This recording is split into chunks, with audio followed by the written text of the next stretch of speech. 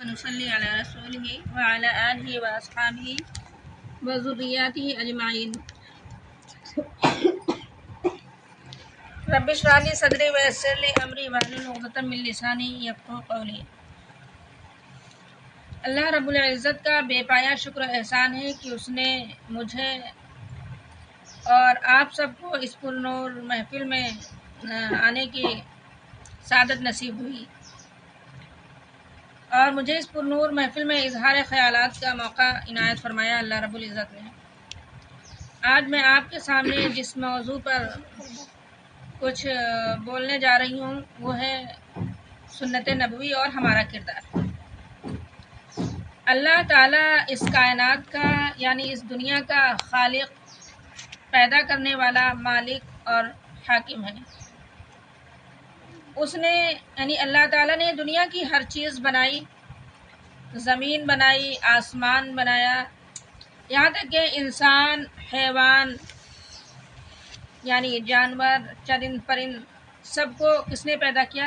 اسی ایک اللہ تعالیٰ نے پیدا کیا۔ وہ لازوال قوتوں کا مالک ہے، یعنی اللہ تعالیٰ لازوال قوتوں کا مالک ہے۔ وہ اس کی قوتوں کو کوئی زوال نہیں دے سکتا ہے، پست نہیں کر سکتا ہے۔ مرنے کے بعد وہی ہمارے اعمال کا حساب لے گا، یعنی اللہ تعالیٰ مرنے کے بعد ہمارے اعمال کا حساب و کتاب لے گا۔ اس نے زندگی گزارنے کا اچھا طریقہ بھی بتایا ہے۔ اللہ تعالیٰ نے ہم سب کو زندگی گزارنے کا اچھا طریقہ بتایا ہے۔ دراصل وہ نہیں چاہتا کہ انسان جس کو اس نے اپنا خلیفہ بنا کر اس دنیا میں بھیجا ہے وہ گمراہی میں مبتلا ہو، وہ گمراہی میں پڑ جائے انسان، اور شیطان کو اس پر ہنسنے کا موقع مل جائے۔ اس لیے جب بھی انسان نے غلط راہ اختیار کی یا قانون الہی کو توڑا، یعنی اللہ تعالیٰ کے قانون کو توڑا، تو اللہ نے اس کی ہدایت کے لیے اپنے رسول دنیا میں بھیجے۔ جب بھی کہہ رہے ہیں انسان نے غلط راہ اختیار کی اور اللہ تعالیٰ کے قانون کو توڑا، اللہ تعالیٰ کے قانون سے ڈگر مگر ہوا، تو اللہ تعالیٰ نے اس کی ہدایت کے لیے یعنی انسانوں کے ہدایت کے لیے اپنے رسول دنیا میں بھیجے۔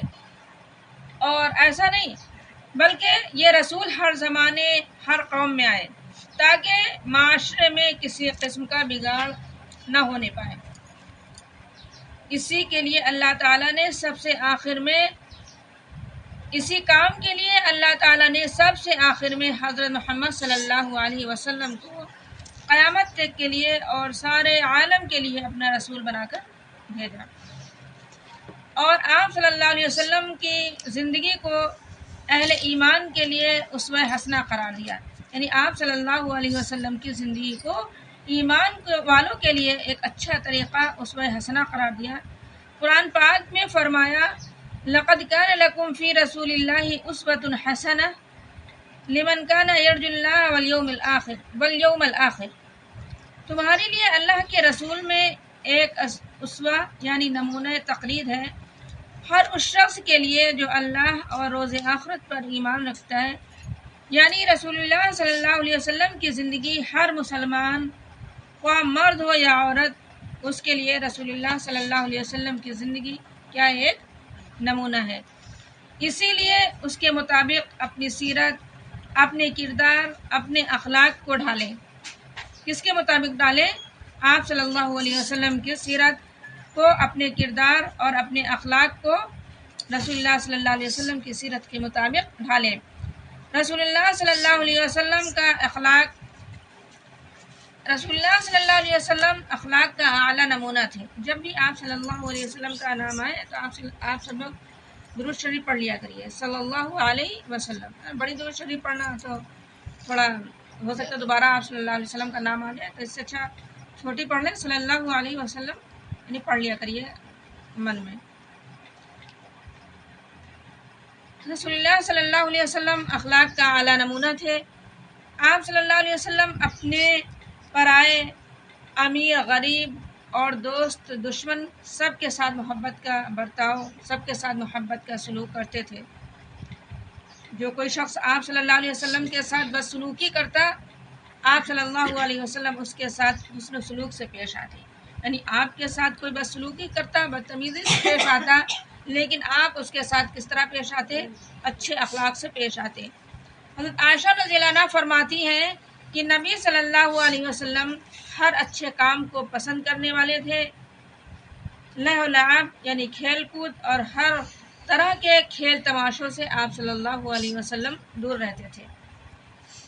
نہایت ہی سادگی سے آپ صلی اللہ علیہ وسلم زندگی گزارتے تھے، نہ بول چال میں کرخت کی خوب گرج کر بول رہے ہیں، نہ مزاج سخت، خدمت خلق کا جذبہ دل میں رچا بسا رہتا ہے۔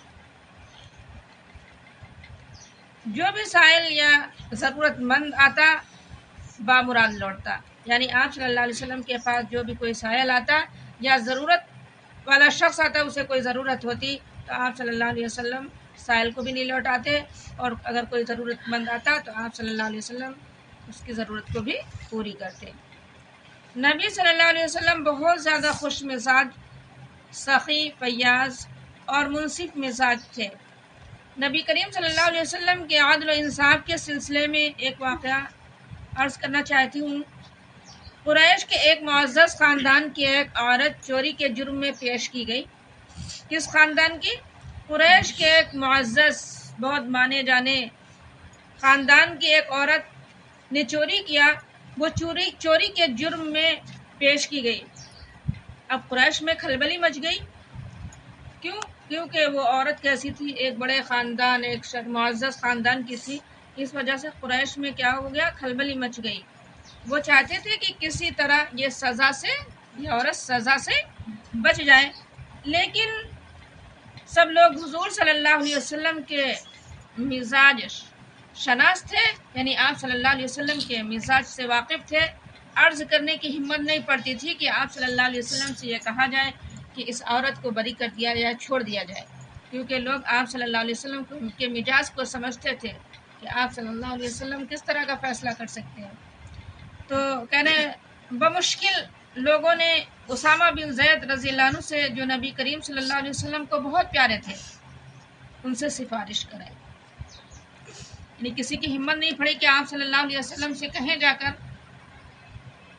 تو کہہ رہے ہیں بہت مشکل سے لوگوں نے اسامہ بن زید رضی اللہ عنہ کو، جو نبی صلی اللہ علیہ وسلم کے بہت پیارے تھے، ان سے سفارش کرائی۔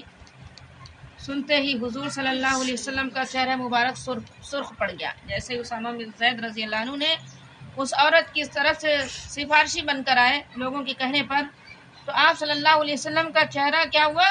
سرخ ہو گیا، سرخ پڑ گیا غصے کی وجہ سے، اور فرمایا نبی صلی اللہ علیہ وسلم نے کہ پہلی قومیں اسی وجہ سے تباہ ہو گئی، پچھلی قومیں اسی وجہ سے تباہ و برباد ہو گئی کہ وہ معززین کو چھوڑ دیتی تھی، یعنی جو معزز لوگ ہوتے تھے ان کو کیا کرتی تھی پچھلی قومیں؟